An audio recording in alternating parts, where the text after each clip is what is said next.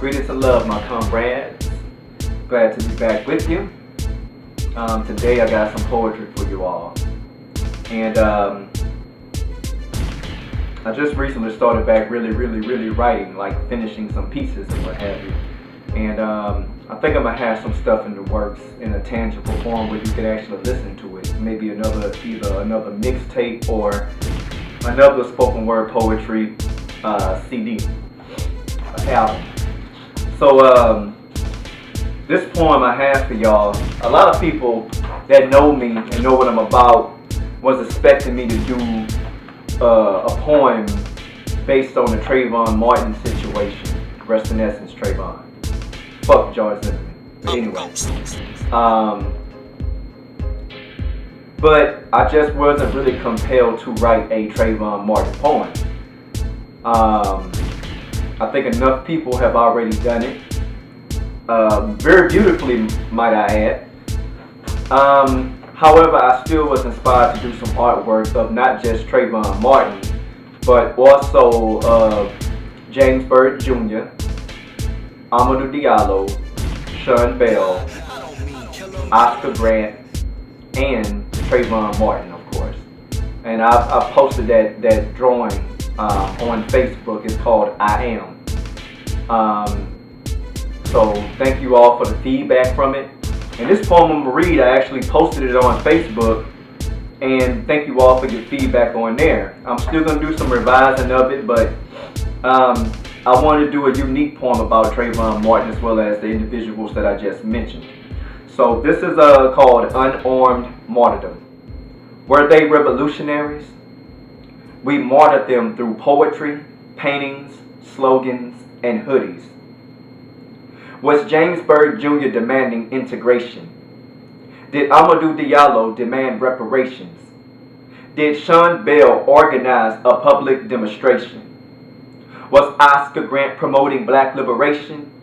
Was Trayvon Martin fighting for every political prisoner's emancipation? Were they revolutionaries? We martyred them through poetry, paintings, slogans, and hoodies.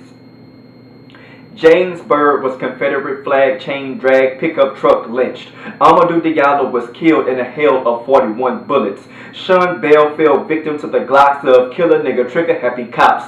Oscar reached his final destination by way of a single gunshot. 17-year-old Trayvon was walking alone and never made it home. Were they revolutionaries? We martyred them through poetry, paintings, slogans, and hoodies. James Byrd needed a ride. He accepted good old boy generosity, dragged for 3 miles with his torso being abandoned in a cemetery of ancestors.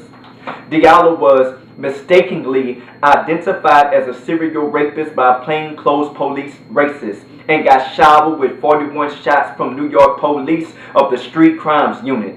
In the early morning hours before he was to be hitched, coming out of a strip club, Sean Bell fell victim to a hail of 50 police bullets. Oscar was granted a New Year's resolution that he did not create. Held down by BART police, threatened with mace, instead a single gunshot was released to his back. Young Trayvon Martin came face to face with the Grim Reaper, posing as a fake community watchman. Were they all revolutionaries? We martyred them through poetry, paintings, slogans, and hoodies. What did they all have in common?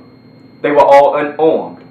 Very existence a challenge to white patriarchal survival. So in essence, they were armed with life.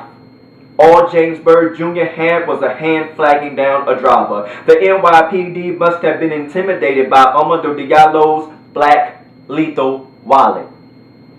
Sean Bell was looking forward to dedicating his life to marriage. His bachelor's party would surely be his last night of freedom. 50 shots from the Glocks of cops with no trace of any weapons found in his carriage. All Oscar Grant had was anticipation of the new year. Bay Area Transit Pig saw fit to make the Fruitvale Station his final destination. Skittles and iced tea made the death of Trayvon Martin justifiable homicide by a fake vigilante racist dummy hiding behind National Rifle Association money. What do they all have in common? They all have become the metaphors in our poems. They have become predictable lyrics in the newest rap rhythms. They have become exploitations in the latest political platforms. They have become the subjects of our graphite and acrylic paints. In the Church of Black Liberation, they have become our saints. They have become the fuel for promoting government policies. They have become the inspirations for new social ideologies. They have become opportunistic toys for those with black messiah complexes. They have all become I ams, we ours, and never forgets. And we must never forget. We must never forget. We must never forget them. We must never forget that they were not demanding integration or reparations. They were not publicly demonstrating for black liberation or fighting for every political prisoner's emancipation. We must never forget that they